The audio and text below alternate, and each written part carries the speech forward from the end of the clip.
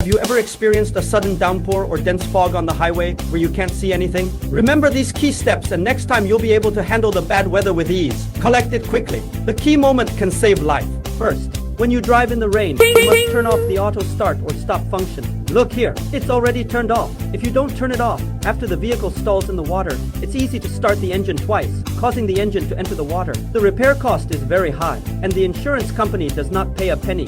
Secondly, driving in the rain, the windshield is very easy to fog up. Be sure to turn on the air conditioning at the first time. Turn on the external circulation. At the same time, adjust the wind blowing mode to the glass blowing mode. In this way, a moment on the glass fog will all disappear. Third, you see, driving in the rain, the rear view mirror will be very easy to hang water droplets, affecting the line of sight.